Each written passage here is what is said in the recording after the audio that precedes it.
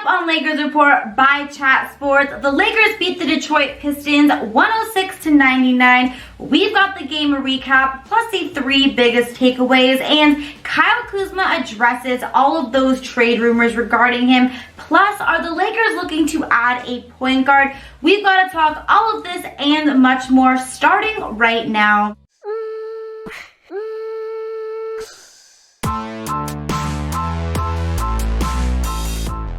What's up, Laker fam? I hope you guys are all doing very well. I know I am in a great mood because so far the Lakers are undefeated this season. They beat the Detroit Pistons 106-99. We've got to talk all about that game and much more. You are watching Lakers Report by Chat Sports.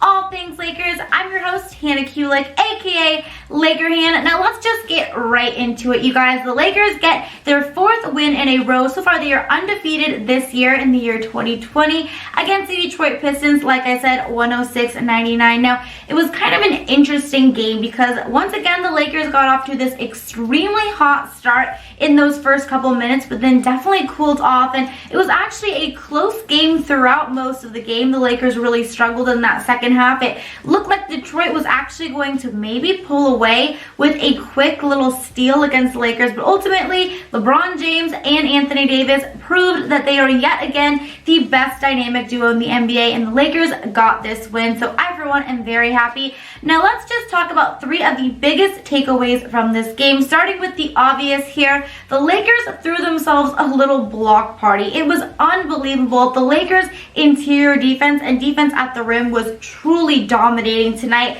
The Lakers had an NBA season high 20 blocks. They actually were just 1 block shy of a franchise record. We had AD with 8 blocks, JaVale McGee with 6 blocks, Dwight Howard with 5, and even Avery Bradley with 1. So ultimately, this was the reason why the Lakers were able to win the game, because their block shots and their interior defense and defense at the rim was truly dominant. Because honestly, the Detroit Pistons beat them in scoring from 3-point range. They beat them at the free throw line. They beat them in nearly every category, but of course, defensively, that was how the Lakers were able to get it done tonight, and very impressive 20 block shots. Now, moving on to our second takeaway, unfortunately, this one is a little bit of a negative. Avery Bradley, unfortunately, in the first half, hurt his ankle. Now, we went back to the locker room. It was diagnosed as a sprained ankle. The x-rays did come back negative for any further damage, but one can assume looks pretty painful, looks pretty serious, that Avery Bradley is going to be out for at least a couple weeks, which is very unfortunate. You know, this season has really been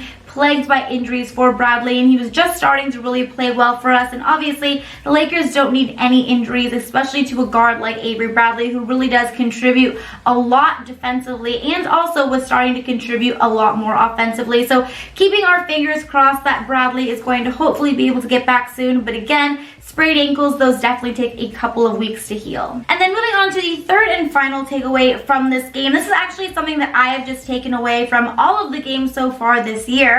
A little dad joke there, this year 2020, but it is a very serious takeaway, actually. It's that the fact that the Lakers are really struggling when LeBron James is not on the floor, okay? Rajon Rondo has not been playing well this season. He's not been doing a good job at all facilitating this offense, and it seems like whenever LeBron has to go and rest, that is when the Lakers just completely kind of collapse. And we saw it again tonight where they were just committing turnovers, they were playing really sloppily, really unenergetic, and of course they were committing a ton of fouls. The fouls in this previous Detroit win was just not acceptable. Honestly, they were just fouling almost every shot. It was a period in that third quarter where almost every possession for Detroit ended in a foul. So that's really inexcusable. And right now we are winning, so we were able to kind of get away with it because we're not playing super elite teams. But once we start playing those top teams in this next couple weeks, we have to go play OKC, we got to go play Houston, we have to play the Dallas Mavericks again. The Lakers are not going to be able to get away with just having these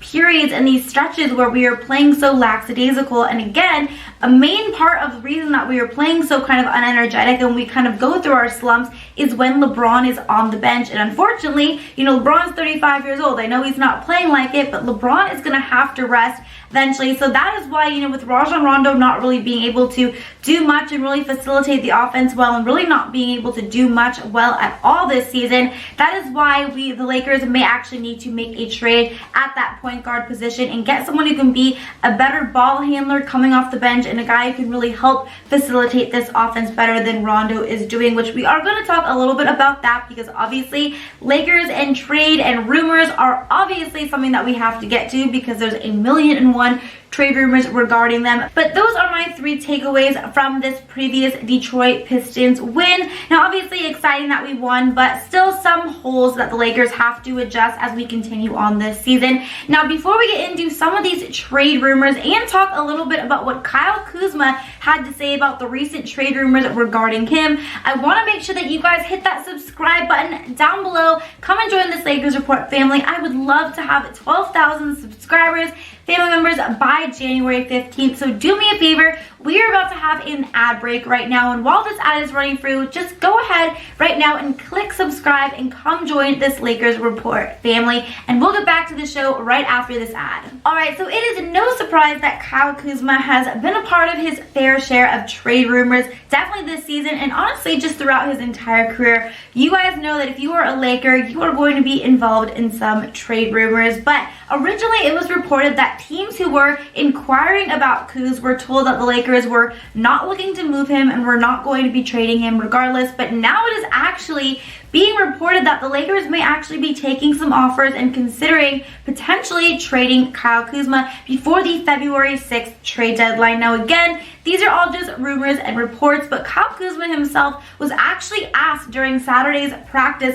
how he feels about all of these trade rumors regarding him, and pretty much he just said, you know, listen, I can't focus on it. I have been a part of trade rumors my entire career. I can't worry about it. I just have to focus on my game, which Kuz knows, he's a professional, that there's always going to be trade rumors and stuff, and I personally don't feel like the Lakers are going to trade him this season. I still think that they do think he is a crucial part to this team, although he has been playing very inconsistent. Again, the season for him has been plagued by a lot of injuries, and you know, I just think that Rob Pelinka has a little bit of a soft spot for Kuz because he was the one to draft him in 2017. So I just believe that the Lakers are going to let Kuz have this season to really just kind of hopefully turn into that third star that they were really hoping he would be. Now it is going to be interesting though to see what they decide to do with Kuz this summer, because this is his 3rd season and this is the summer for him where a lot of the star rookies get those big contract extensions. It's going to be curious to see whether or not the Lakers feel like Kuz is worth it and they really see him for a long-term part of their future,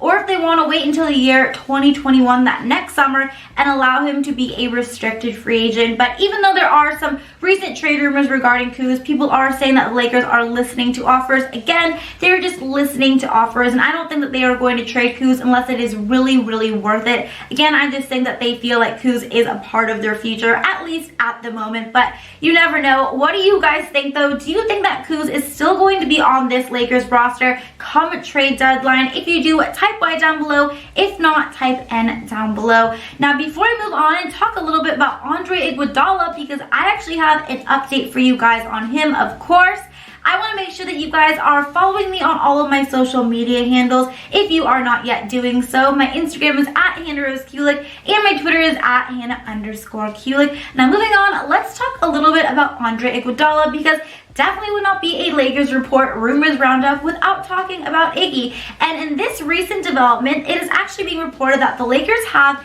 the advantage over other teams if, of course, Memphis decides to buy him out. Now, we are all still waiting until that February 6th trade deadline to see if Memphis is able to trade Iggy. But if for some reason they are not able to and they decide to buy him out, then Chris Haynes of Yahoo Sports is saying that if he were the Lakers, he would begin celebrating because he feels that the Lakers have the advantage because of Rob Pelinka. Rob Pelinka was Iggy's agent throughout pretty much his entire career. So he believes that if Memphis does decide to buy out Iguodala, that the Lakers have the advantage and have the green light to start celebrating. I, for one, would be very happy. As we all know, Iguodala would be that perfect fit, that small forward, that wing defender, that kind of clutch veteran player that the Lakers could really use, especially come playoffs. So we all just have to keep our fingers crossed that Memphis is unable to move him by the trade deadline and ends up just buying him out so that he can become a Los Angeles Laker finally.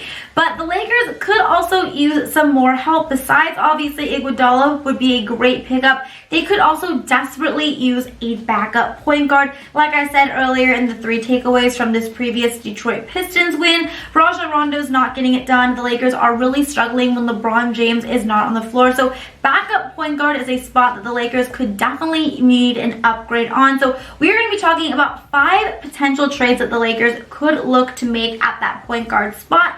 But before we do, I want to give you guys a chance to win some money. So the Lakers are playing the New York Knicks this Tuesday at Staples, 7:30. Predict the score and you will have a chance to win $25. So right now, just go in the comments and leave the prediction of your score for that Lakers versus Knicks. I'm going to go ahead and say the Lakers will beat the Knicks. They will win 117-105. Leave your predictions down below, and if you win, you will have a chance to win $25. But let's move on and let's talk about 5 potential trades that the Lakers could make for that backup point guard spot.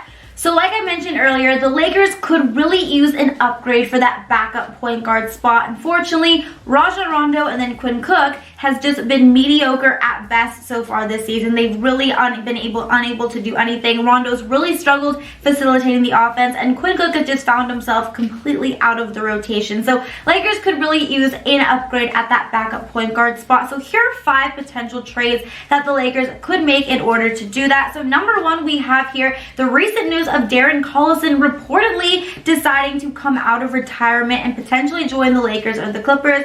I believe that if he does come out of retirement, it's going to be for the Lakers. Of course, he played back for Frank Vogel in Indiana. He has that little tie in there, and I think he would be the perfect fit for us. He would obviously be an extremely high reward, very low risk situation for us. He's a career 39% three-point shooter, so he can help us a lot offensively. He's also a terrific ball handler. He's also a very good defender. So personally, I would love to have Darren Collison, but again, we just have to wait and see what happens because he is retired, so he would have to come back in the NBA in order to be able to sign with the Lakers, which could happen, but you just never know. Now, another option would be kind of an interesting one. It would be Jeremy Lin. Now, obviously, Jeremy Lin has played for the Lakers before, and right now he's actually not even playing in the NBA. He is playing overseas for the Beijing Ducks, but he's actually playing very well. He's averaging 25 points, 6 rebounds, about 5 assists per game. So he's maybe not the most likely situation because, again, he is playing overseas, but he is really lighting it up. So offensively, he could really help the Lakers if we do decide to go that route, but I think that one is a little bit of a stretch. Now, a third option that I am seeing being reported on is DJ Augustin, who is not really having the best season with the Orlando Magic, but just the Orlando Magic in general are kind of struggling this season. But last season, he actually averaged about 12 points per game. He also shot 42% from 3. So if he were to be able to bring those numbers over to the Lakers, he would very well be able to help us out offensively, which has very clearly been one of our biggest Achilles heels this season. So DJ Augustin could potentially be a good trade. Now, if we were to trade for him, it would probably involve Rajon Rondo, Talen Horton-Tucker, and then maybe even a potential second-round draft pick. So not really losing that much there. Again, Rondo, I'm fine to see him go. He's not playing very well. Talen Horton-Tucker, although is completely lighting it up in the G League, still is, very young player. The Lakers are in win now mode, and DJ Augustin could be a big upgrade and could really help us out offensively. So I think that trade package I would be happy with if it brought Augustin over. Now, a fourth pick is a guy that we just recently saw, Derrick Rose, who played extremely well when the Lakers played the Pistons last night. Derrick Rose is having a great season with the Detroit Pistons, but as we all know, the Detroit Pistons are not really going anywhere. So maybe Derrick Rose would be able to force a trade to the Lakers. He would bring that instant offense. He's an extremely talented player if he is healthy. So far this season, he has been healthy, which is why he's having such a great season. So obviously him coming to the Lakers would be a huge upgrade for us. He could help in numerous ways. He would bring a ton of offense, and I would also be curious to see him and Kuz playing on the floor together because I think they would be a good combination. Now, a package for him would be kind of similar to DJ Augustin, but it would require more potential future draft picks in my opinion. So it would require Rajon Rondo, Talon Horton-Tucker, who I think Detroit would be happy with because it would go with their whole rebuilding plan, and then multiple future second-round draft picks. So again, don't know if Detroit would take this, but if they would, I would love to have Derrick Rose come and join the Lakers because I think, again, if he is healthy, he honestly is a star, and he would be a huge, huge steal for us. And then moving on to the last guy that the Lakers could potentially trade for that backup point guard spot, Dennis Schroeder. Now, it's interesting because OKC has actually gotten off to a much better start than a lot of people expected they would. They are currently 7th in the Western Conference, and it's interesting, though, because they have actually gone on record and made everyone except for Shai Gilgeous-Alexander available for trade. So if I were the Lakers, I would definitely inquire on potentially trading for Dennis Schroeder because he would be an excellent pickup. He would provide us with that instant offense that we really need, and a lineup that featured Dennis Schroeder, AD, Kyle Kuzma, LeBron, and Danny Green would be really exciting to watch. They would shoot well, they would defend well, they'd be a pretty dominant lineup if you ask me. Now, a trade package that we could potentially make to OKC for Dennis Schroeder would be very similar to the one that we would make for Derrick Rose, and again, it would provide OKC with a lot of future young talent for them in their rebuilding phase as well. So again, not so sure it's going to happen, but Dennis Schroeder is definitely a great player, and the fact that OKC is making him available for trade definitely means that the Lakers should at least consider trying to trade for him because he would be a huge addition to this team and could really help us out, especially offensively. Now, out of all of these 5 players, which one of those would you guys like the Lakers to pursue the most? But that is going to be it for today's latest Lakers rumors and all of the breaking news stories. Again, please don't forget to subscribe down below, come and join this Lakers Report family, and please don't forget to also give this video a double thumbs up if you liked it. And until next time, Laker Hand is out. Bye!